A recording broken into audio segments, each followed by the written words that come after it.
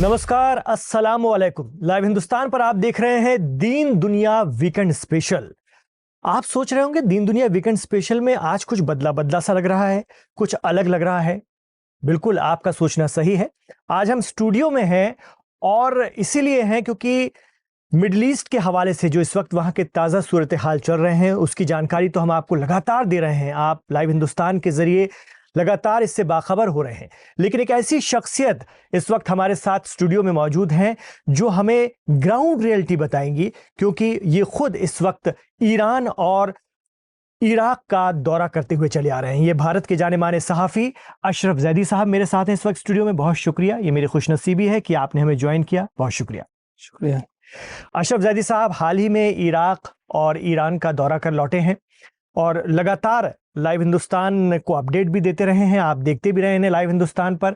न सिर्फ अपडेट देते हैं बल्कि बहुत अच्छी तरह से विश्लेषण भी कर रहे हैं वहाँ की ताज़ा सूरत हाल का, और जो कुछ वहाँ पर इस वक्त सियासत चल रही है, जो कुछ उथल पुथल चल रही है, उस पर हम आपसे बात भी करते रहे हैं। तो हमने सोचा क्यों ना आज स्टूडियो में बैठकर इस पर अपने दर्शकों के लिए विस्तार से चर्चा कर ली जाए, तफसील से बातचीत कर ली जाए। अशरफ जैदी साहब जाना चाहेंगे, तब सबसे पहले तो मैं ताज़ा बात कर लेता हूँ। इस वक्त तो चीज़ें एकाएक बदल चुकी हैं। महाज खुल गया है यमन से नया। इसराइल पर अंसारुल्लाह की मिसाइलें लगातार गिर रही हैं। फिर इसराइल ने भी पलटवार किया है और बहुत ज़बरदस्त हमला किया है। ईद मिलादुन नबी पर कहते हैं अब्दुल मलिक अल हूती, जो कि हूती आंदोलन के चीफ हैं, कि अब तो रसूलुल्लाह के वास्ते एक हो जाइए, पैगंबर के वास्ते एक हो जाइए। लेकिन अरब मुल्कों के मुंह से एक लफ्ज़ नहीं निकल रहा है। क्या लगता है आपको, चीज़ें वाकई बदलेंगी या फिर इसराइल का गज़ा पर कब्ज़ा हो जाएगा? देखिए, सबसे पहले मैं आपका शुक्रगुज़ार हूँ कि आपने मुझे यहाँ इस अच्छे प्लेटफॉर्म पर बुलाया और मौका फ़राहम किया कि जो हालात इस वक्त वेस्ट एशिया के हैं वो के दर्शकों तक पहुँचाऊँ। देखिए, मिडिल ईस्ट में होने वाले हालात वो एक बहुत अहमियत के हामिल इसलिए हैं कि जब कोई चीज़ मिडिल ईस्ट में बदलती है तो उसका असर दुनिया के दूसरे ममालिक पर और दुनिया की बड़ी जो इकोनॉमीज़ हैं उनके ऊपर होता है। जंगी हालात काफ़ी टाइम से पूरे वेस्ट एशिया के अंदर बने हुए हैं। ईरान की जो जंग है जी, उसके बाद जो हालात इस पूरे रीजन में रूनुमा हुए, उसको देखते हुए ये कहा जा सकता है कि वेस्ट एशिया एक बड़ा रोल प्ले करने जा रहा है मल्टीपोलर वर्ल्ड की तरफ जो दुनिया बढ़ रही है। अमेरिका से जो लोगों का मुंह भंग हो रहा है, अमेरिका से जो देश हैं, विकसित देश हैं, तरक्की पजीर देश हैं, उनका जो एक अमेरिका का जो चेहरा है, मुखौटा है, उससे जो चीज़ें अब समझ में आ रही हैं और मल्टीपोलर वर्ल्ड की तरफ बढ़ती हुई दुनिया में मैं समझता हूँ वेस्ट एशिया एक बड़ा रोल प्ले कर रहा है। अच्छा, चाहे वो ईरान की 12 रोज़ा जंग हो जी, या तेजी से बदलते हुए और दूसरे ममालिक के हालात हो, या अब यमनियों का जो हमला है, यमनियों के ऊपर जो हमलात हैं, यमनियों ने जो एक महाज इसराइल के खिलाफ खोला हुआ है कि जो महाज मसलन ऐसा है कि जो नुमाइंदगी कर रहा है तमाम मुसलमानों की। जी, वेस्ट एशिया के अंदर यमन ने ये दिखाया है दुनिया को कि ठीक है, हम गरीब देश हैं, हम वो देश हैं कि जहाँ बहरहाल एक जंग है पिछले 15 सालों से या 12 साल से ज़्यादा हो चुके हैं। बहरहाल यमन के महाज ने दुनिया को एक पैगाम दिया है कि मुस्तज़फ़ीन का जो महाज है, मुस्तज़फ़ीन का जो फ्रंट है या जिसे कहते हैं एक्सिस ऑफ रेसिस्टेंस है जी, वो रुकने वाला नहीं है। वो अपने अहदाफ की तरफ और अपने मकासद की तरफ तेज़ी से बढ़ रहा है। ईरान में जो फ़िलहाल हालात हैं, मैं उसी पर, क्योंकि आपसे इस पर इसलिए भी तफसील से जानना चाहता हूँ कि आप ईरान से लौटे हैं। एक होती है जो हम अपने दर्शकों को दिखा रहे हैं या हम जो महसूस कर पा रहे हैं, एक होती है ग्राउंड रियलिटी जो आप खुद महसूस कर देख के आए। ईरान ने अभी 12 दिनों की जंग झेला, वो थी 13 जून से लेकर 22 जून तक के। नुकसान हुआ, लेकिन उसने भी जबरदस्त नुकसान इसराइल का किया। अब वहां पर आप क्या देख पा रहे हैं? क्या एक नई जंग की और भीषण जंग की तैयारी चल रही है, या फिर और कोई बात, या और कोई डिप्लोमेटिक सोच जो ईरान की तरफ से इस वक्त आगे बढ़ाने की कोशिश है? मैं आपको बताऊं कि देखिए, ईरान अभी भी जंग के मोड में है। और ईरान में जो जंग 10 या 12 दिन चली, उसके बाद जंग की जिस तरह से तैयारियां हैं, वो यकीनन, चूंकि किसी एग्रीमेंट के थ्रू वो जंग नहीं रुकी, किसी तरीके का कोई हाँ, कोई पेपर सीज़फायर में लिखा हुआ कुछ नहीं हुआ है, लिहाजा ईरान जंगी मोड में है। अपने तरीके से प्रिपरेशन उसका जारी है। जी। वहाँ पे डिफेंस काउंसिल बाकायदा बनाई गई है। डिफेंस काउंसिल ये जी। पहले नहीं हुआ करती थी? देखिए, ये होती थी जब ईरान और इराक वॉर हुई 8 दिन की 8 साल की जो जंग थी, अच्छा। उसमें ये डिफेंस काउंसिल हुआ करती थी। जी। लेकिन अब दोबारा से इसको तश्कील दिया गया है, जी। इसके अंदर, और इसको इख्तियारात दिए गए हैं ये 12 दिन की जंग के बाद? 12 दिन की जंग के बाद। अच्छा, ये एक और मैं नया डेवलपमेंट है आपके बिल्कुल, जरिए मालूम चला। जी। बिल्कुल। और ईरान में इस काउंसिल का काम ये है कि जो 12 दिन की जंग में जो कमियां मुल्क के दिफा में वाक़ई हुई हैं, उनको पूरा किया जाए, और किसी भी नए हमले कोई रोकथाम के लिए इक़दामात किए जाए। और बहरहाल ये इस जो डिफेंस काउंसिल है, इसको पूरे इख्तियारात दिए गए हैं। लोगों के अंदर जो जोश है 12 दिन के जंग के बाद, वो वाकई देखने लायक है। वो इस हवाले से कि वो लोग जो 45 साल के सैंक्शंस के बाद, यूरोप और अमेरिका के भीषण सैंक्शंस के बाद, ये सोचते थे कि हम बहरहाल अमेरिका और गर्ब यानी वेस्ट के मुकाबले पे किसी भी सूरत नहीं ठहर सकते। जी। उनको ये हौसला मिला है और उनको ये एतमाद जगह है उनके अंदर कि हम न ये कि सिर्फ उनके मुकाबले पे नहीं टिक सकते, बल्कि हम एक एटमिक पावर को, बल्कि एक नहीं, दो एटमिक पावर को शिकस्त भी दे सकते हैं। तो ये एक बहुत बड़ा डेवलपमेंट, और उनके अंदर जो एतमादी का जज्बा और जो एतमाद बरकरार हुआ है। दूसरा ये कि जो ईरानी कौम के अंदर देखने को मिला, वो ये कि जो चीज़ें बहरहाल होती थी, यानी मुख्तलिफ डिफरेंसेस, पॉलिटिकल डिफरेंसेस हर देश में होती है, वो मुखालिफिन जो इनकलाब इस्लामी के मुखालिफिन थे, उनके अंदर एक यकजहती और यकसुई देखने को मिली। वो इस हवाले से कि आज कोई भी ईरानी फिक्शन, चाहे वो पॉलिटिकल हो या किसी ग्रुप की शक्ल में हो, वो ये नहीं कह पा रहा है कि हमें अब एटम बम की एटमिक एनर्जी की ज़रूरत नहीं है, हमें मिसाइल की ज़रूरत नहीं है, जो जंग से पहले तक कहा जाता था। वो अब हर ईरानी ये सोचता है कि यही मिसाइल थे कि जिन्होंने हमें बर्बाद होने से बचाया, जिन्होंने हमें लीबिया और सीरिया बनने से बचाया है। मतलब इसराइल ने जो है ईरान विरोधियों की बरसों से की जा रही सारी मेहनत को बेकार कर दिया। यकीनन ईरान इंटरनेशनल जो एक चैनल है, जो एंटी गवर्नमेंट, ईरानी गवर्नमेंट और ईरानी सिस्टम के ख़िलाफ़ बाहर से ऑपरेट करता है, बाहर से चलता है, यूरोप और अमेरिका की फंडिंग के ज़रिए, उसकी एक एनालिस्ट ने बहुत अच्छा बयान दिया था, और मैं देख रहा था उसको। उसने बोला था कि अमेरिका के हमलों ने, इसराइल की इस 12 दिन की जंग ने हमारी 45 साल की मेहनत को बर्बाद कर दिया। पूछा गया वो कैसे?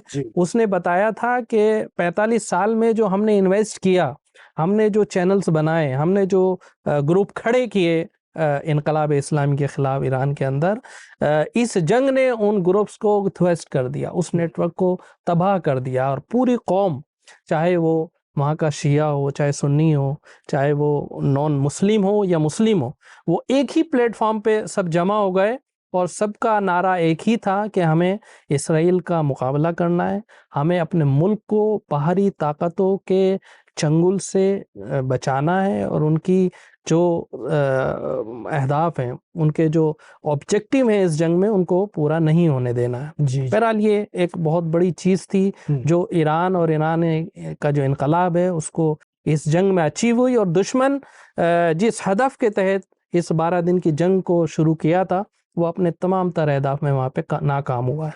ये बहुत बड़ी बात आपके ज़रिए हमें मालूम चली कि ईरान इस वक्त आत्मविश्वास में है, सेल्फ कॉन्फिडेंस में है। एक होता है जंग के बाद टूट जाना या जंग के बाद अंदर से कहीं न कहीं डिफरेंसेस पैदा हो जाना और तरह-तरह के लोगों का अलग हो जाना। लेकिन यहाँ आप बता रहे हैं कि आप खुद ईरान में देखकर आ रहे हैं कि वहाँ पर लोग एकता के साथ में, यकजहती के साथ में आगे बढ़ रहे हैं। ये बड़ी बात है। क्या इसी वजह से ईरान बहुत ज़्यादा इस वक्त फिर से एक्टिव हुआ है? हम देख रहे हैं कुछ खबरें हमें यहाँ मिल रही थी कि यमन में भी आईआरजीसी के लोग पहुंच चुके हैं, क्योंकि जो जुल्फ़िकार जैसी मिसाइलें छोड़ी जा रही हैं इस वक्त इसराइल पर यमन से, वो बिना आईआरजीसी के सपोर्ट के या उनके लोगों के सपोर्ट से मुमकिन नहीं है। कुछ ऐसे हथियार हैं जो कि इस वक्त वहां से चल रहे हैं और दुनिया जानती है कि वो वाया ईरान पहुंचे हैं या ईरान की टेक्नोलॉजी है। एक सवाल तो ये। दूसरी बात, अमेरिका का इराक से सामान समेटना, एक एयरबेस जिसकी खबर हमने अपने दर्शकों को भी बताई थी, वहां से हट रहे हैं। खबर ये भी आ रही कि कुछ और एयरबेस छोड़ रहा है, शायद सितंबर तक की डेडलाइन है उनकी भी। तो ऐनुल असद जब छोड़ा, तो आपसे जानना चाहेंगे कि क्या ये उसी का इम्पैक्ट है ईरान के बढ़ते प्रभाव का? देखिए, ये कहना मैं पहले भी अपने बहुत सी गुफ्तगू में इस बात को वाज़े कर चुका हूँ कि ये कहना कि यमन ईरान की प्रॉक्सी है, हिज़्बुल्लाह ईरान की प्रॉक्सी है, या इराक के जो मुख्तलिफ संगठन हैं वो ईरान की प्रॉक्सी है, ये गलत है। ठीक है, एक एक्सिस ऑफ रेसिस्टेंस ईरान का है, पूरे रीजन में है, जो एंटी अमेरिका है, एंटी ज़ायनिस्ट है, एंटी इम्पीरियलिस्ट है, लेकिन उसको हर मुल्क के अंदर उस ग्रुप को ईरान का प्रॉक्सी कहना, वो एक तरीके से उन ग्रुप्स की और उन लोगों की तौहीन है कि जो अपनी आज़ादी की जंग या अपनी इज़्ज़त की और वक़ार की अपने मुल्क के अंदर जंग लड़ रहे हैं। हर मुल्क के अपने अपने इशू हैं। इराक का अपनी सवर्निटी का, अपनी आज़ादी का, अपनी इस्तक़लाल का मामला है। तो वहाँ के मुख्तलिफ ग्रुप्स अशद-उश-शाबी में जो शामिल हैं, वो अपने मुल्क की आज़ादी के लिए, मुल्क की आज़ादी फ़िक्र के लिए, वहाँ पे इस्तक़लाल के लिए, वहाँ की गवर्नमेंट के मुस्तक़िल हो, इसके लिए वो एक्टिव हैं, ऑपरेट कर रहे हैं। इसी तरह हिज़्बुल्लाह अपनी सरज़मीन को, लबनान की सरज़मीन को इसराइली एग्रेशन से बचाने के लिए, ऑक्यूपेशन से महफूज रखने के लिए अपनी लड़ाई लड़ रहे हैं। इसी तरह यमन के अंदर जो अल-हौसी हैं, अब्दुल मलिक बदरुद्दीन अल-हौसी, इनकी लड़ाई ये पिछले कई सालों से जारी है। पिछले मैं समझता हूँ 40 साल या उससे भी ज़्यादा से ये जंग उनकी जारी है, अपनी सवर्निटी के लिए, बाहरी इन्फ्लुएंस को कम करने के लिए। हाँ, आप ये कह सकते हैं, चाहे वो यमन हो, चाहे इराक हो या लबनान हो, जी, उसकी सवर्निटी के लिए लड़ने वाले जो भी फैक्शन है, जितने भी ग्रुप्स हैं, उनको ईरान आइडियोलॉजिकली सपोर्ट करता है। यही वजह है कि आज जब यमन अपनी आज़ादी के लिए, अपने मुल्क की हिफाजत के लिए, बाहरी लोगों से अपने मुल्क के मफादात को बचाने के लिए लड़ता है, तो ईरान उसको सपोर्ट ज़रूर करता है। जुल्फ़कार मिसाइल की जहाँ तक बात है, आज जो अंसारुल्लाह है यमन के अंदर, वो लोग अपने हथियार खुद ही, मैं समझता हूँ, वो विकसित कर रहे हैं, खुद ही उनको बना रहे हैं।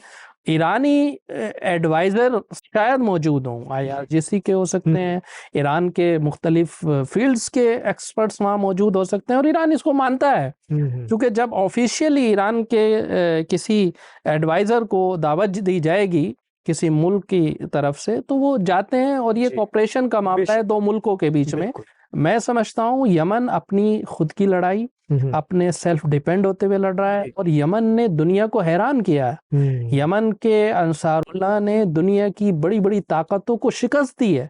12 साल की जंग जो सऊदी ने जिसको लीड किया, जिसके अंदर ब्लैक वाटर्स जैसी एनजीओज और ब्लैक वाटर्स जैसी एजेंसी शामिल थी, वाइट हेलमेट जैसे लोग वहाँ पे आके जिनके खिलाफ लड़े हों, और जहाँ पे अमेरिका का सारा साजो सामान छोंक दिया जाए मिलिट्री तौर पे कि इस छोटे से ग्रुप को शिकस्त दी जाए, जब वो शिकस्त नहीं दे पाए तो आज एक इसराइल के जो हमास को अपने कब्जे में रखते हुए, अपने मुहासरे में रखते हुए हमास को 2 साल में शिकस्त नहीं दे पाया, क्या वो इसराइल यमन में यमनियों को शिकस्त दे सकता है? मैं समझता हूँ ये नामुमकिन सी चीज़ है। बिल्कुल। और इन तमाम जो ग्रुप्स हैं और जो तंजीमें, जिन्हें मुकावमती तंजीमें भी कहा जाता है, इनका एक ही हदफ है अक्सा की आज़ादी, और खुला उनका लक्ष्य है जिसके लिए वो लोग काम कर रहे हैं, और वो लगातार इजराइल पर भी आक्रामक हैं।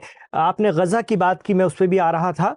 क्या लगता है ताज़ा जो सूरत हाल है, नेतन्याहू ने, पीएम नेतन्याहू ने साफ कह दिया है कि अब कंट्रोल करना, हासिल करना हमारा लक्ष्य है और वो हम करेंगे। उन्होंने आईडीएफ को इसके निर्देश भी दिए हैं। गज़ा पर कंट्रोल हासिल करना मतलब हमास का खात्मा। क्या ये इतनी आसानी से मुमकिन है ईरान, अंसारुल्लाह, हिजबुल्लाह के रहते हुए? देखिए, गज़ा ही नहीं बल्कि फ़िलिस्तीन पर कंट्रोल करना पूरे तरीके से इसराइल का ये रोज़े अव्वल से, जब से उसका वजूद, नाजायज़ वजूद में आया है, तब से उनका हदफ पूरी फ़िलिस्तीनी सरज़मीन को कब्ज़ाना है। जी। ये कहना है कि अब हम गज़ा को ऑक्युपाइड करेंगे, ऐसा नहीं है कि अब उनका ये हदफ ठहरा हो, बल्कि जब से ये जंग नहीं, बल्कि पिछले 70-75 साल से जब से ये जंग हो रही है, जी। तभी से नेतन्याहू और नेतन्याहू से पहले आने वाले जितने भी इसराइल के बहरहाल सरबराह थे, उनका हदफ एक ही था, और वो ये था कि फ़िलिस्तीनियों को उनकी सरज़मीनों से कूच कराना, इजबारी कूच देना, उनको वहाँ से बाहर निकालना और उसको ऑक्युपाइड करना। उन्होंने जहाँ तक मुमकिन हुआ किया। पिछले 2 सालों में ये काम वो नहीं कर पाए। रोज़े अव्वल जब 7 अक्टूबर 2023 के बाद से उनका हदफ ही यही है कि वो गज़ा की सरज़मीन को ऑक्युपाइड करें। ऐसा नहीं है कि उनका हदफ कुछ और था, अब कुछ और हो रहा हो, बल्कि 2 साला जंग हमास ने जिस बहादुरी से लड़ी, जिस बहादुरी से उन्होंने अपने लोगों की कुर्बानियाँ पेश की, जी। जिस तरीके से उन्होंने अमेरिका और यूरोप की मुख्तलिफ कंट्रीज़ के असलों का मुकाबला किया, जदीद तरीन असलों का मुकाबला किया, और जिस तरह से आज भी हमास जैसी तंजीम गज़ा को अपने कंट्रोल में लिए हुए है, ये अभूत है। यानी ये वाक़ई दुनिया को ताज्जुब में डालने वाली चीज़ है। एक तो बिल्कुल ये तो दिख रहा है, लेकिन एक आप चूंकि लगातार उस पूरे खित्ते का दौरा करते रहे हैं और भारत में इसको लेकर के आप लगातार रिपोर्टिंग करते रहे हैं, तो मैं आपसे बहुत प्रैक्टिकल सवाल कर रहा हूँ। ये तो हो गया, ये तो 2 साल से हम देख रहे हैं, चल रहा है, लेकिन अमेरिका, इस्राइल जैसी ताकतों से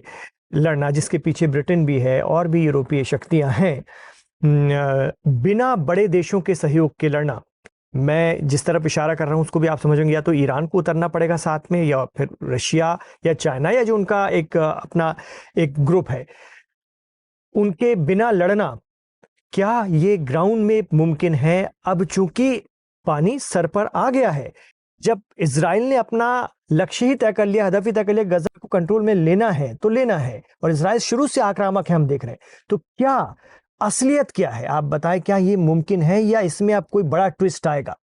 देखिए, वही मैं आपको बता रहा हूँ और अपने दर्शकों को यही बताना चाहता हूँ कि गज़ा को कंट्रोल करना इतना आसान नहीं है। अगर वो कंट्रोल कर पाते तो कभी भी ये काम इससे पहले भी हो सकता था, लेकिन हमास को शिकस्त देना इतना आसान नहीं है जी। और अब मुख्तलिफ तरीके से राय उमूमी को अपने हक में करना, ये नेतन्याहू की एक चाल ज़रूर हो सकती है, लेकिन कंट्रोल करना इतना आसान इसलिए नहीं है कि वो हमास कि जिसको आप पूरे तरीके से पूरे गज़ा को मटिया-मेट करने के बाद भी शिकस्त नहीं दे पाए, अब उसका ग्राउंड पे मुकाबला कैसे किया जा सकता है? मैं समझता हूँ ये मुमकिन बहुत आसानी के साथ नहीं हो पाएगा। देखिए, जहाँ तक सवाल है गज़ा का, तो गज़ा के लिए जितना काम गज़ा के लोगों ने करना था, मैं समझता हूँ उन्होंने अपना हक अदा किया है, रेसिस्टेंस किया है, स्ट्रगल किया है, और अब जो वक्त है वो पूरी उम्मत मुस्लिमा कि जो अपने को सो कॉल्ड इस्लामिक देश कहते हैं, इस्लामिक लीडर कहते हैं और इस्लामिक उम्मत के अपने आप को सरबराह मानते हैं, चाहे वो तुर्की हो, चाहे सऊदी हो, और या सऊदी जैसे और आसपास के जो देश हैं वो हों, इनको अब अपना रोल प्ले करना चाहिए। और अगर ये अब अपना रोल प्ले नहीं करेंगे तो मैं समझता हूँ वो रिवोल्ट कि जो नीचे ज़मीन के नीचे भभक रहा है, जो ज़मीन के नीचे नीचे लोगों के अंदर जिस तरह का आक्रोश अपने लीडर्स के खिलाफ और वहाँ के सिस्टम के खिलाफ पाया जाता है, एक ना एक दिन ये फूटेगा।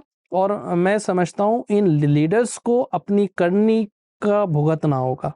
इसीलिए ज़रूरी है कि ये अपने वक्त रहते हुए अपने ज़मीर की और अपनी आवाम की आवाज़ों को सुने, क्योंकि आवाम इस पूरे खित्ते की फ़िलिस्तीन को बचाना चाहती हैं। फ़िलिस्तीन के अंदर जो मस्जिद अक्सा है वो सिर्फ एक देश का मसला नहीं है, बल्कि हर मुसलमान का एक बड़ा इशू। लेकिन अशरफ ज़ैदी साहब दिख रहा है ना, वो तो दिख रहा है ये लोग सिर्फ यूनाइटेड नेशंस से लेकर अरब लीग से लेकर के ये जो OIC है, बस यहाँ पर अपनी बातें कहते रहते हैं, इज़राइल को लानतें भेजते रहते हैं, इज़राइल को हल्का फुल्का धमकाते रहते हैं। लेकिन सच्चाई ये है कि ना इज़राइल पर इसका कोई असर हुआ, ना अमेरिका अरब लीग के या OIC के प्रस्तावों को कोई तवज्जो देता है, ना कोई दुनिया का और देश देता है। तो ये लोग मैं तो अरब के खित्ते के नहीं, पूरे 57 मुस्लिम देशों की बात कर रहा हूँ। ईरान को छोड़ दें तो 56, या यमन को छोड़ दें तो एक और कम कर लीजिए। तो इनकी सुन कौन रहा है, इनको समझ कौन रहा है? तो इनकी लिप सर्विस तो ये 2 साल से हम देख रहे हैं, चली रही है। तो इसके अलावा ये अपनी आवाम को समझाने के लिए और क्या कर सकते हैं? आवाम को ही समझाने या दिखाने के लिए करते हैं। वरना अगर ये कुछ करने वाले होते तो एक ट्रक ही भेज देते गजा के बच्चों के लिए दूध पाउडर लेकर, जो कि हम देख रहे हैं कुपोषण से बच्चों की जानें जा रही हैं गजा के अंदर में। क्या इनकी हिम्मत है एक ट्रक गजा की सीमा तक ले जाकर के वहां पर बच्चों के लिए कुछ कर दें? तो ये तो स्थिति है। देखिए, ये यही कहना है कि गजा ने ना फ़कत ये कि अमेरिका के चेहरे से नकाब उतारी है, इसराइल के चेहरे से नकाब उतारी है, और so called democracy, human rights और वुमेन राइट्स, चिल्ड्रन राइट्स की बात करने वाली इंटरनेशनल ऑर्गेनाइजेशंस के चेहरों से नकाब को खींचा है, बल्कि गजा ने अपनी मजलूमियत के ज़रिए, अपनी इस लड़ाई के ज़रिए, अपने इस हक की लड़ाई के ज़रिए मुस्लिम दुनिया के चेहरों से भी नकाब उतारी। बहुत बड़ी बात, बहुत ये यानी गजा ने बहुत सारे मुस्लिम देशों को एक्सपोज किया है, करके उनको नंगा कर दिया है, उनको इस लायक नहीं छोड़ा है कि वो इंसानी हुकूक की बात करें, आप वो किसी इंसानियत के उस पर बात करें, उसके इक़दार के ऊपर बात करें। ये यकीनन गजा ने एक बहुत बड़ा रोल प्ले किया है। गजा ने दुनिया को जागरूक किया है।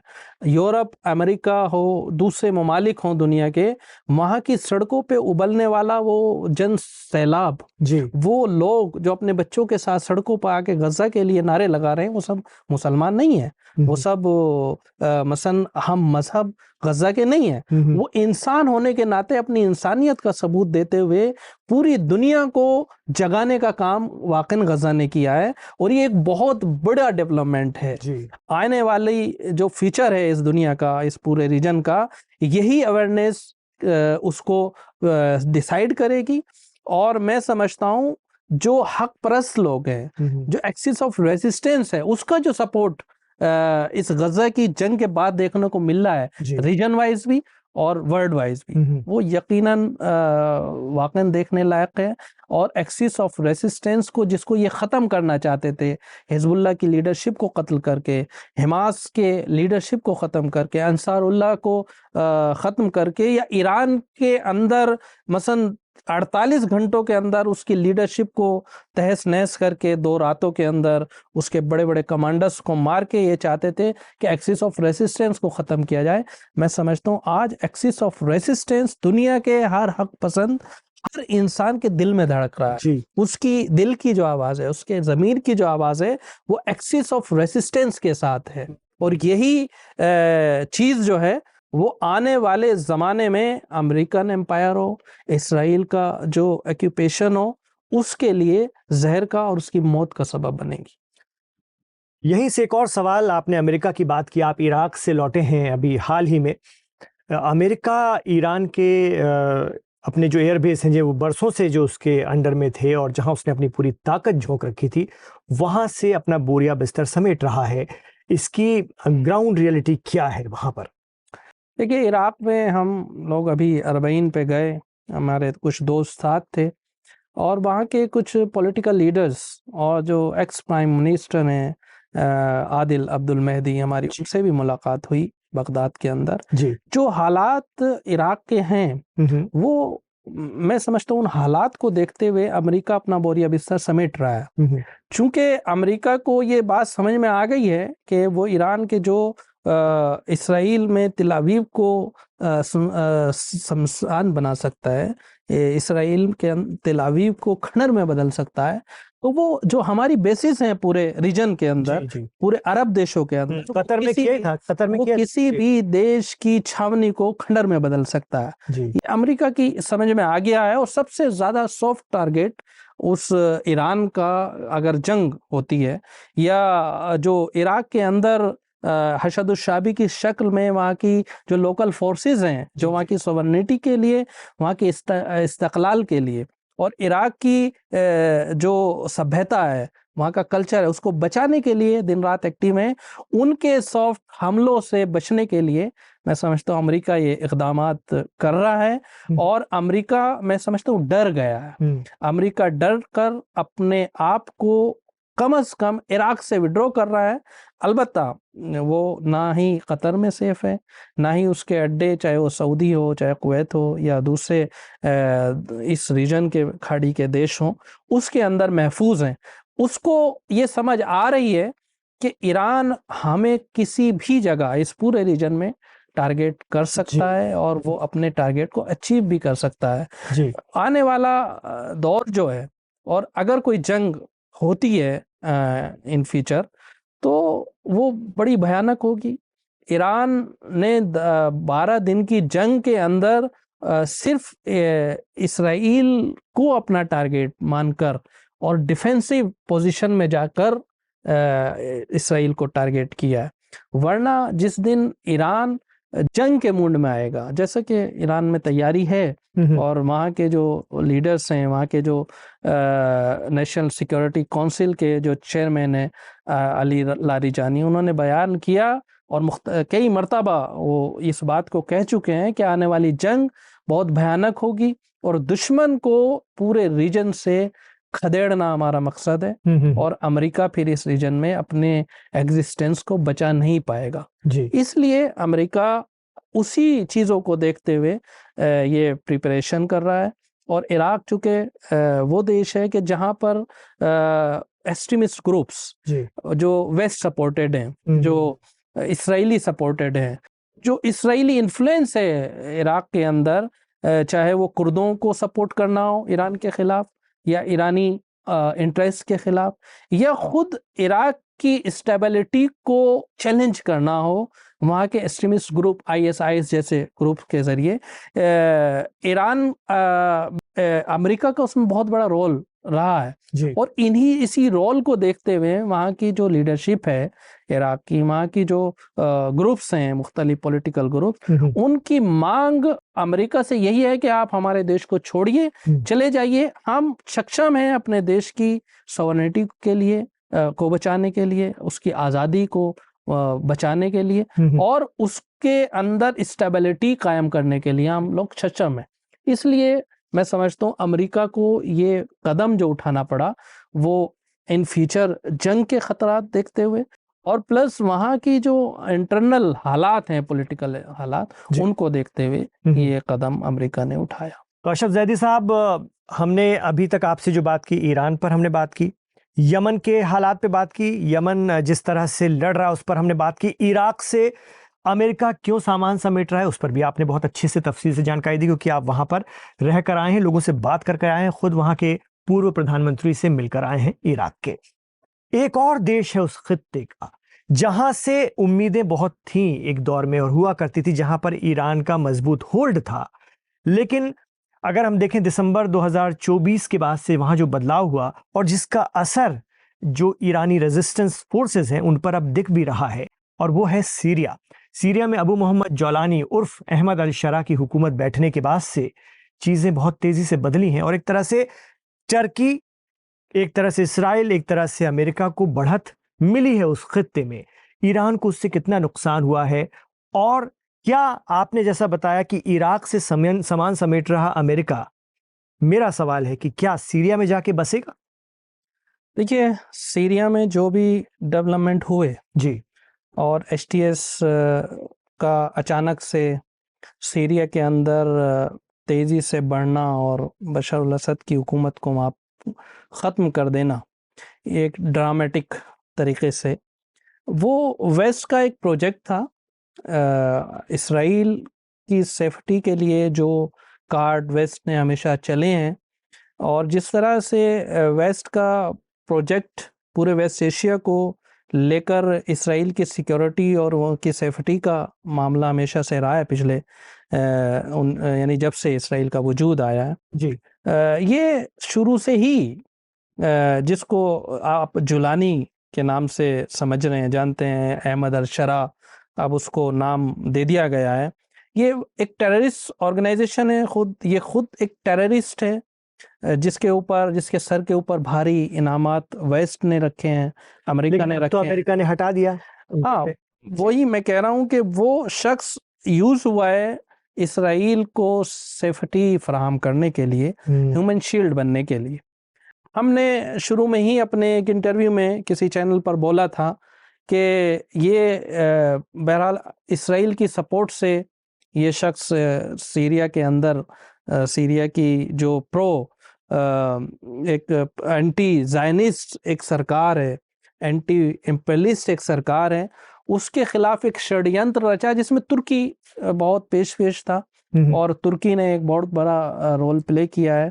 जो तुर्की का बहरहाल चेहरा है, वहाँ के प्रेसिडेंट का उम्मत मुस्लिमा को जो बहरहाल ये दिखाने की कोशिश कर रहे हैं मुसलसल कि मैं ही इस उम्मत मुस्लिमा का लीडर हूँ, उन्होंने एक छुरा जो फ़िलिस्तीन के ख़िलाफ़ यानी फ़िलिस्तीनियों की कमर में घोंपा है, वो सीरिया के अंदर है। जी,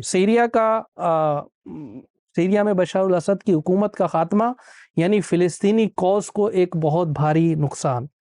वहाँ में सीरिया के अंदर एसटीएस का आ जाना यानी जो इस्राएली मुनाफे हैं, इसराइल के जो इंटरेस्ट हैं पूरे रीजन में, उनको सिक्योरिटी फराहम करना, उनको सिक्योर बनाना।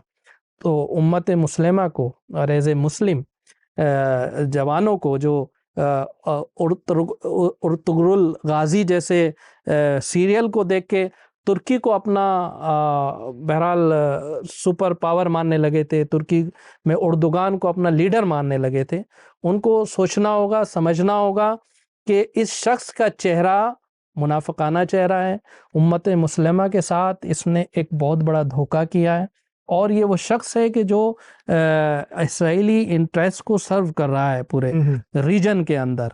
मैं समझता हूँ जिस कराहत के साथ, जिस तरह से कराहत वहाँ के जो सीरिया की आवाम है, उसके अंदर जो करी चेहरा, जो एक ऐसा चेहरा कि जो एक्सेप्ट नहीं कर रहे हैं लोग सीरिया के, जिस तरह से अहमद अल-शरा या अल-जोलानी ने दिखाया, वो बहुत ज़्यादा दिन वहाँ पे एक्सेप्ट नहीं होने वाला। उन्होंने माइनॉरिटी के ऊपर जिस तरह से जुल्म शुरू किए हैं, शियों की बात नहीं कर रहा हूँ, वहाँ की जो द्रूज़ माइनॉरिटी है, वहाँ की जो अलवी माइनॉरिटीज़ हैं, क्रिश्चियंस हैं, जिस तरह के जुल्म और बर्बरियत वहाँ पे जारी है, और जिसको इसराइल का भी सपोर्ट हासिल है, जिसको अमेरिका और वो सारे दुनिया की ताकत है कि जो बशर अल असद की एक डेमोक्रेटिकल सरकार को गिराने पे पिछले 11 और 12 सालों से पूरा अनथक कोशिश किए हुए थी, उनकी जो कोशिश है वो यही है कि किसी तरह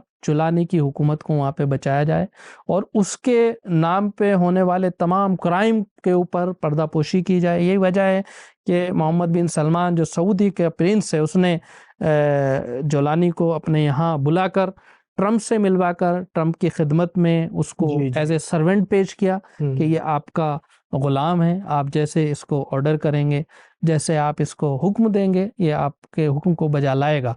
लिहाजा वो सारे इंटरेस्ट जो अमेरिकन इंटरेस्ट हैं, जो वेस्ट के इंटरेस्ट हैं, जो इसराइल की सिक्योरिटी का मामला है, उसको पूरे तरीके से सीरिया के अंदर इम्प्लीमेंट एचटीएस और जो जोलानी की हुकूमत है वो कर रही है, जबकि वहाँ की आवाम, वहाँ के लोकल लोग, वहाँ की जो पब्लिक है उसको उस तरह से पसंद नहीं कर रही है। चूँकि आए दिन हम देख रहे हैं कि सीरिया के अंदर इसराइल रोज़ाना बम्बारमेंट करता है, उनके जो नेशनल इदारे हैं, नेशनल वो हैं, ऑर्गेनाइजेशंस हैं, उनका पूरा मिलिट्री स्ट्रक्चर है, उसको बर्बाद करके इसराइल ने अपाहिज और पैरालाइज कर दिया है। क्यों? ताकि कल सीरिया अपने पैरों पे ना खड़ा हो पाए। अब जो कोशिश है, अब जो एक नया मुआहदे की बात, एक एग्रीमेंट की बात इसराइल से चल रही है, वो वाकई उम्मत मुस्लिमा को सोचने और समझने की ज़रूरत है कि किस तरीके का एग्रीमेंट अपनी पर्सनल इंटरेस्ट और अपने क्राइम को छुपाने के लिए जोलानी इसराइल से करने जा रहा है।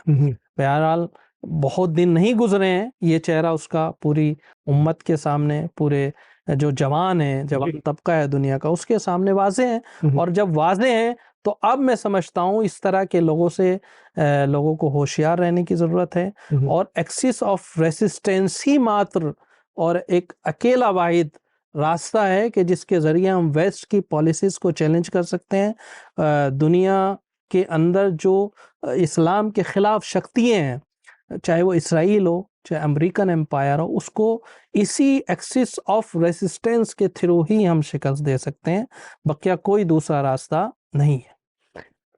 लेकिन एक और अहम बात यहाँ से पैदा होती है, वो ये कि जो 12 दिन की जंग हुई, मतलब 13 जून से लेकर 22 जून तक, जिसे दुनिया ने भी देखा और दुनिया ने ये भी देखा कि फिर पलटवार में ईरान ने इसराइल का क्या हाल किया था। इसराइल के कोने कोने में जो है ईरानी मिसाइलें गिरी और भारी तबाही हुई।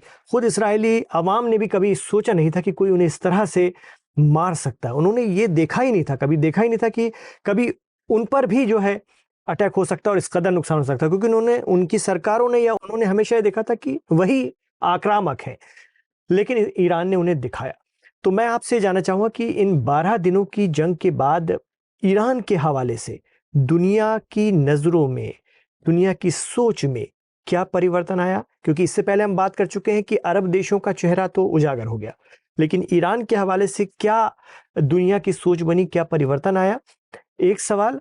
और दूसरा मेरा सवाल ये रहेगा इससे जुड़ा हुआ कि अब अरब खित्ते के जितने भी देश हैं बहुत ताकतवर हैं, इसमें कोई दो राय नहीं। ताकतवर पैसे से हैं, अमीर हैं, तेल की दौलत से मालामाल हैं, और टर्की जैसे जिनकी नौसेना मजबूत है, जिनके आर्मी मजबूत है, जिनकी एयरफोर्स मजबूत है, वो अगर ईरान के सामने, माफ कीजिएगा, इसराइल के सामने खुलकर खड़े हो जाएं तो काफी हद तक चीजें बदल सकती थी, लेकिन ऐसा हुआ नहीं। अफसोस की बात है।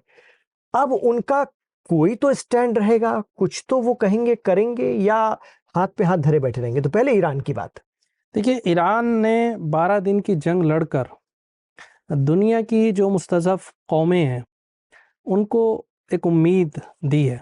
उनके अंदर जो एक हौसला है वो कायम हुआ है। और इस 12 दिन की जंग ने उन ग्रुप्स को, उन कंट्रीज़ को कि जो अपने पैरों पे खड़ा होना चाहती हैं जी, उनको एक रास्ता दिखाया है। यानी एक मॉडल सेट किया है ईरान ने उन तमाम देशों के लिए कि जो मुस्तकिल और अपनी सॉवरेनिटी का ध्यान रखते हुए, आज़ादी फ़िक्र का ध्यान रखते हुए अपनी पॉलिसीज़ को बनाना चाहते हैं। सबसे पहली बात तो ये, इस जंग का फ़ायदा उन देशों के, पैगाम है उन देशों के लिए कि जो वाक़ई मुस्तकिल तौर पर और इस्तक़लाल अपने देशों में चाहते हैं, कि वो बग़ैर वेस्ट की गुंडागर्दी के ख़िलाफ़, गुंडागर्दी के अगेंस्ट जाकर, अमेरिका की एक छत्र राज के ख़िलाफ़ जाकर भी अपने मुल्क के मफादात को सिक्योर कर सकते हैं। दूसरा जो पैगाम है इस ईरानी हमलात ने, ईरानी जंग ने, वो दुनिया को ये दिया है कि देखिए, आप जब चाहें, जिस मुल्क को चाहें, जैसे चाहें, उसको वहाँ पर बर्बाद नहीं कर सकते। यानी जब कोई ईरानी मिसाइल इसराइल के तिल अवीव में गिरती थी तो उस गिरने का मतलब ये था कि वो कई ममालिक के डिफेंस सिस्टम को छेदती हुई वहां तक जाती थी। यानी 6 या 7 लेयर डिफेंस सिस्टम को क्रॉस करने के बाद वो तिल अवीव पर गिरती थी। यानी जब ईरानी मिसाइल तिल अवीव पर गिरती थी तो इसका मतलब अमेरिका की नाकामी साबित होती थी। जब वो वहां गिरती थी जॉर्डन की डिफेंस सिस्टम की नाकामी साबित होती थी। जब वो वहां गिरती थी तो तुर्की का जो डिफेंस सिस्टम था या तुर्की के जो सैटेलाइट सिस्टम थे उनकी नाकामी साबित होती थी। यानी मैं ये बात बहुत ही एहतियात के साथ कह रहा हूं कि तुर्की की सैटेलाइट जो थी वो इसराइल के मफादात को बचाने के लिए, इसराइल को बचाने के लिए इस 12 दिन की जंग में इस्तेमाल हुई है। इसी तरीके से बहुत अहम आपने बात कही जी। इसी तरीके से जो सऊदी और अमेरिका के अलाइज हैं उनका सारा डिफेंस सिस्टम इसराइल को बचाने के लिए इस 12 दिन की जंग में इस्तेमाल हुआ और वो इस 12 दिन की जंग में इसराइल को बचाने में नाकाम हुआ। अब जब ये 12 दिन की जंग में वो नाकाम हुआ है तो मैं समझता हूँ ईरान के खिलाफ जो परसेप्शन था जी वो तेजी से बदला। ये देश जो अपने आप को वेस्ट की वजह से अपने को सिक्योर समझते थे, अमेरिका और इसराइल के डिफेंस टूल्स और जो वहां से हथियार खरीदते थे उनकी वजह से अपने को सिक्योर और सेफ समझते थे, इनके तख्त हिलने लगे, इनकी बादशाहतों को खतरा होने लगा है और इनके पूरे निज़ाम को कि जो पिछले कई सालों से अपनी आवाम के खिलाफ जाके इन्होंने अपने अपने देशों में कायम किया है। मैं इन्हीं अरब देशों की बात कर रहा हूँ जहाँ के ऊपर बादशाहतें कायम हैं कई साल से, उनकी बात कर रहा हूँ। उनके अपने तंत्र जो हैं वो काँप रहे हैं, लरज़ रहे हैं और ये लोग मजबूर हैं अब ईरान के साथ संपर्क बनाने में और ईरान को उस तरह से देखने में जो उसकी एक्चुअल पोजीशन है। और इन लोगों की शायद अब नहीं तो देर से ये धीरे धीरे समझ में आ रहा है कि जो एक ईरान का हवा यानी ईरान को दुश्मन बनाकर अमेरिका और जो वर्ल्ड ऑर्डर था अमेरिका की सरपरस्ती में उसने हमारा दुश्मन बनाकर पेश किया वो हकायक से यकीनन दूर था। बल्कि ईरान जो भी काम कर रहा है पिछले 45 सालों में उसने हमेशा भाईचारे का पैगाम देने की कोशिश की इन देशों को। ईरान ने हमेशा उम्मत मुस्लिमा की बात की, उम्मत वाहिदा की बात की और ये पैगाम देने की बात की कि अगर आज उम्मत वाहिदा उम्मत मुस्लिमा एक प्लेटफॉर्म पे आ जाए तो हम मस्जिद अक्सा को भी आज़ाद करा सकते हैं और जो इसराइल इस रीजन के अंदर जिस तरह से कैंसर का फोड़ा साबित हुआ है उस कैंसर के फोड़े का इलाज भी कर सकते हैं। लेकिन बहरहाल ये अरब देश हैं कि जो धीरे धीरे शायद समझें, अभी फ़िलहाल ये लोग समझने को तैयार नहीं है जिसका खमियाजा पूरी उम्मत मुस्लिमा को भुगतना पड़ रहा है। और यही वजह है कि ये देश अपना सब कुछ ट्रंप के आगे पेश करने को तैयार हैं, यानी गुंडा टैक्स देने को तैयार हैं। जबकि अगर ये अपनी क्षमता और अपनी जो कैपेबिलिटी है, अपनी जो कैपेसिटी है इनकी, जो दुनिया की इकोनॉमी को कंट्रोल करती हैं जो चीज़ें, वो सब इन लोगों के पास है। दुनिया का तेल इनके पास है, दुनिया की इकोनॉमी के ऊपर इनके जो असरात हैं उनका इस्तेमाल कर कर अपने मफादात को सेफ रख सकते हैं, सिक्योर कर सकते हैं। लेकिन बहरहाल वही जो एक चीज़ है कि इनके अंदर हमियत नहीं है, इनके अंदर गैरत नहीं है। और जब तक किसी लीडर में हमियत ना हो, गैरत ना हो और अपनी इज्जत नफ्स ना हो तो वो ट्रंप जैसे लोगों के सामने अपनी लड़कियाँ पेश करते हैं, अपनी इज्जत और आबरू पेश करते हैं। और मैं समझता हूँ ये अपनी इज्जत और आबरू बचा नहीं पाते। क्यों? क्योंकि हमने यूक्रेन के मामले में देखा है। यूक्रेन में क्या हुआ है कि आज यूक्रेन को अमेरिका और नेटो ने तबाह करा दिया है, उसको मटियामेट करा दिया। और अब जब फैसले की बात आती है तो वही अमेरिका जो अब उसको इतने सालों से हथियार फराहम कर रहा था, उसको जंग में झोंकने की तरगीब दिला रहा था, आज कहता है कि तुम अपनी ज़मीन रशिया के हवाले कर दो। तो हमें अमेरिका और वेस्ट की इस तरह की जो पॉलिसीज़ हैं, उनके जो चेहरे हैं, उनको समझना होगा और अपने कंट्री को, अपने जो कौमें हैं उनको उनके इन्फ्लुएंस से बचाना होगा ताकि वो हमारा मामला या हमारा सौदा हमारे दुश्मन से न कर पाए। बहुत अहम बात, ग्राउंड रियलिटी, जो ज़मीनी हालात हैं, उस पर बात कर रहे थे अशरफ ज़ैदी साहब, देश के जाने-माने पत्रकार, और लगातार मिडिल ईस्ट को कवर करते रहे। न सिर्फ कवर करते हैं बल्कि मौके पर जाकर हालात का जायजा लेते रहे, वहां से रिपोर्टिंग करते रहे, इसलिए इनसे चीज़ों को समझना बहुत ज़रूरी था। और मैं उम्मीद करता हूं कि आपकी बात से भी हमारे जो दर्शक हैं काफ़ी हद तक मुतमईन हुए होंगे, संतुष्ट होंगे, उन्हें पता चला होगा। वो लगातार ये जानने की कोशिश करते हैं कि आखिर चल क्या रहा है, आखिर जो हमें दिख रहा है उसके पीछे की वजूहात क्या है। तो मुझे लगता है आपसे बात करने के बाद काफ़ी चीज़ें आज खुलकर आई हैं। चलते-चलते एक सवाल जो मेरे ज़हन में हमेशा रहता है, रहा पिछले जून के महीने से रहा, कि एक टारगेट किलिंग जिसमें इज़राइल बहुत माहिर है, वो चाहे यमन में भी करने की कोशिश करता रहा हो, चाहे उसने हिज़्बुल्लाह के साथ लेबनान में भी किया, उनकी भी लीडरशिप का जो स्तर थे, त्रिस्तरीय लीडरशिप थी, उसको उन्होंने लगभग पूरा ख़त्म करने की कोशिश की। वो तो अलग बात है कि वो अपने आप फिर से अपने पैरों पे खड़ा हो रहा है हिज़्बुल्लाह। ईरान जैसे देश में भी, जिसकी अपने आप में सिक्योरिटी बहुत मज़बूत है और जिनकी इंटेलिजेंस भी मज़बूत है, उनमें भी उसने सेंध मारी, और कहीं न कहीं आईआरजीसी के लोगों को, फ़ोर्स के लोगों को, सुप्रीम लीडर के करीबी लोगों को, और कहीं न कहीं सुप्रीम लीडर को भी टारगेट पर उसने लिया था।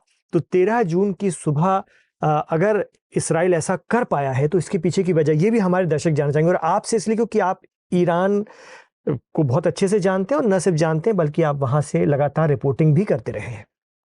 देखिए, जब हम एक्सिस ऑफ रेसिस्टेंस की बात करते हैं और रेसिस्टेंस जब होता है और जब आप अपने हुकूक की बात करते हैं, हक को छीनने के लिए जिस जंग में आप जाते हैं, उस जंग में बहुत सारी कुर्बानी आपको देना पड़ती हैं। मैं समझता हूँ कि एक्सिस ऑफ रेसिस्टेंस ने अभी, यानी इन 2 ही सालों में नहीं, बल्कि पिछले 40 से 45 साल, जब से इनकलाब इस्लामी ईरान की सरज़मीन पे कामयाब हुआ है, तब से बहुत सारे अपने लीडर्स की कुर्बानियाँ पेश की हैं। और जो इम्पेरियलिस्ट पावर्स हैं, जिनके खिलाफ ये एक्सिस ऑफ रेसिस्टेंस मैदान में है, वो अपने तमाम तर हरबे और अपने तमाम तर जो उसके षड्यंत्र हैं, उसके जो खड़यंत्र हैं, वो सब इस्तेमाल करते हुए इस एक्सिस ऑफ रेसिस्टेंस को उसके अहदाफ में नाकाम बनाने के लिए कोशिशें करता है, तलाश करता है। अब जो कुर्बानी है, जो शहादतें हैं, वो मुसलसल हमें देखने को मिल रही हैं, और बहुत बड़े-बड़े लीडर्स की कुर्बानी है इस अहदफ के लिए। चूँकि देखिए, एक्सिस ऑफ रेसिस्टेंस का जो मंबा है, जो सोर्स है, वो कहाँ से इस पूरे रीजन में वो हुआ है, पूरे रीजन में चला है, उसका जो एक मंबा है, उसकी जो सोर्स है, वो देखिए करबला है। करबला जो इराक में वाक़ है, वहाँ पे प्रॉफिट मोहम्मद के जो नवासे हैं, इमाम हुसैन, वो जंग अगर करबला की आप देखेंगे तो वो इंसानी इक़दार पे लड़ी जाने वाली जंग है, जहाँ पे सोशल जस्टिस की बात देखने को मिली, जहाँ पर बराबरी की बात देखने को मिली, और जो जंग यकीनन वक्त के जालिम के खिलाफ थी, और कत्ल तो हुए, कुर्बानियाँ तो पेश की, लेकिन उसके बाद जो लोगों में बेदारी आई, लोगों में जो सोशल जस्टिस की मूवमेंट चली, वो उसने यजीद को 1.5 साल के अंदर ख़त्म कर दिया। यही एक्सिस ऑफ रेसिस्टेंस जब वहाँ से अपनी एनर्जी गेन करती है, वहाँ से अपने आप को जो स्पिरिट है वो वहाँ से जब उसको मिलती है, तो कोई भी कत्ल हो जाए, कोई भी शहीद हो जाए, उनकी मूवमेंट के ऊपर फ़र्क नहीं पड़ता है। चाहे वो हिज़्बुल्लाह हो, हिज़्बुल्लाह की लीडरशिप का कत्ल हो जाने का मतलब ये बिल्कुल ना समझे दुनिया कि हिज़्बुल्लाह को ख़त्म कर दिया गया। ईरान के अंदर बहुत सारे 30 से ज़्यादा कमांडर्स का कत्ल, और वो भी एक रात में वहाँ के इनकलाब को ख़त्म नहीं कर पाया।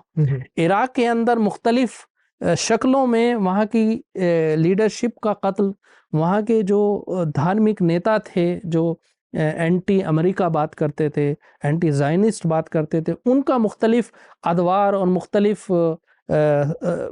टाइम पर उनका कत्ल वहाँ की मूवमेंट को ख़त्म नहीं कर पाया। इसी तरीके से यमन के अंदर पूरी कैबिनेट को उड़ा दिया गया, वजीर आजम को वहाँ के ख़त्म कर दिया गया। उनका कत्ल अंसारुल्लाह को ख़त्म नहीं कर पाएगा। इसी तरह आज आप गज़ा के अंदर 2 साल से देख रहे हैं, उनके पूरी पॉलिटिकल लीडरशिप को, पॉलिटिकल ब्यूरो को कत्ल कर दिया गया। तेहरान के से लेकर कतर तक और लबनान से लेके खुद फ़िलिस्तीन तक उनके बड़े-बड़े लीडर्स कत्ल हो गए। को तो तेहरान में मारा था जी। इस्माइल हानिया का कत्ल, इस्माइल हानिया के अलावा जो शख्स याह्या सिनवार जो ग्राउंड के ऊपर ऑपरेट कर रहा है, जो ग्राउंड के ऊपर लीड कर रहा है पूरे मूवमेंट को, उसका कत्ल भी उस मूवमेंट को ख़त्म नहीं कर पाया। तो ये एक्सिस ऑफ रेसिस्टेंस को समझने की ज़रूरत है।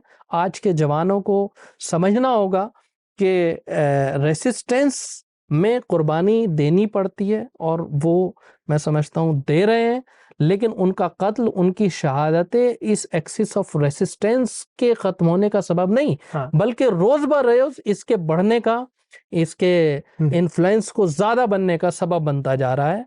और यही वजह है कि आज दुनिया की बेदार कौमें, दुनिया का बेदार शख्स एक्सिस ऑफ रेसिस्टेंस को एक्सेप्ट कर रहा है, उसको सपोर्ट कर रहा है, कलम के ज़रिए, सड़क पर आकर, अपनी ज़बान के ज़रिए। जो आज़ाद ख़याल लोग, आज़ाद सोच के लोग दुनिया में पाए जाते हैं, आज़ाद ख़याल की NGOs हैं, आज़ाद ख़याल के जो मुफ़क्किर हैं, अंदिशकदे हैं, जो थिंक टैंक हैं, वो सब कहीं ना कहीं इस एक्सिस ऑफ रेसिस्टेंस को सपोर्ट कर रहे हैं। और आज एक्सिस ऑफ रेसिस्टेंस यूरोप और अमेरिका के थिंक टैंकों के अंदर नफूज कर चुका है।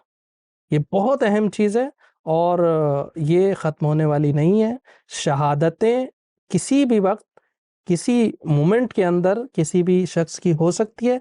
ये उनके लिए इफ्तिखार की बात है। मैं समझता हूँ कि मोसाद की कार्रवाइयाँ बुज़दिलाना है।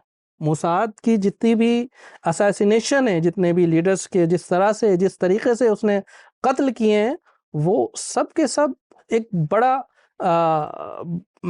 एक बहुत बड़ा इंसान के खिलाफ, इंसानियत के खिलाफ क्राइम माने जाते हैं। जी जी। अच्छा, आप टेक्नोलॉजी का इस्तेमाल किसी को कत्ल करने में, जंग के हालत में आप सोशल मीडिया का इस्तेमाल कर रहे हैं, जंग की हालत में आप दुश्मन को टारगेट करने के लिए वो टूल्स के, जो सोशल मीडिया के टूल्स हैं, वो जो टेक्निक आम आदमियों के हाथ में है, आप उसका इस्तेमाल किसी को अपने मद्दे मुकाबिल को हराने के लिए कर रहे हैं। इसका मतलब आप असल जंग में, जो आमने सामने की जंग है, उसमें शिकस्त खा चुके हैं। तो एक दुनिया जो आज़ाद ख्याल दुनिया है, उसको समझना चाहिए, उसको सोचना चाहिए कि ये इतने बड़े क्रिमिनल हैं कि सोशल मीडिया से लेकर हर तरीके की टूल्स के जो आम लोग अपनी आम जिंदगी में इस्तेमाल करते हैं, उनको वेपनाइज कर रहे हैं। ये क्राइम है। और इसराइल ने जिस तरह से इंसानियत के ख़िलाफ़ इन 2 सालों में इतने बड़े क्राइम किए हैं, वो आने वाली दुनिया उसको बख्शने वाली नहीं। बहुत शुक्रिया, बहुत शुक्रिया। बहुत अच्छी बातचीत और बहुत तफसील से बातचीत हुई। उम्मीद है हमारे दर्शकों को भी बहुत कुछ जानने के लिए मिला होगा। वक्त वक्त पर हम आपसे अशरफ ज़ैदी साहब बातचीत करते रहेंगे। आप लगातार दौरे कर रहे हैं मिडिल ईस्ट के, वहाँ से जुड़ी हुई खबरें आपके ज़रिए हमारे दर्शकों तक पहुँचेंगी, ऐसी भी हम उम्मीद करते हैं। शुक्रिया, बहुत बहुत शुक्रिया। तो नाज़रीन, ये था आज का दीन दुनिया वीकेंड स्पेशल। आपको हमारा ये तरीक़ा अच्छा लगा होगा और इससे मुताल्लिक़ आपके जो भी राय, मशवरे, ख़यालात, तासुरात हैं, हमें कमेंट बॉक्स पर ज़रूर बताइए। और भी कुछ आप अशरफ ज़ैदी साहब से सुनना चाहते हैं तो आगे बताइएगा, हम उनको फिर बुलाएंगे, दावत देंगे और आपके सामने लेकर आएंगे, बातचीत करेंगे। बहुत शुक्रिया दीन दुनिया से जुड़ने के लिए, लाइव हिंदुस्तान से जुड़ने के लिए। हमारे चैनल लाइव हिंदुस्तान को सब्सक्राइब ज़रूर कीजिए। इस वीडियो को अगर आपको पसंद आया तो खूब ज़्यादा शेयर कीजिए, ज़्यादा से ज़्यादा आगे बढ़ाइए। इमरान खान के साथ आखिर तक कनेक्ट रहने के लिए बहुत शुक्रिया। अपना ख्याल रखिएगा, अपनी दुआओं में हमें याद रखिएगा।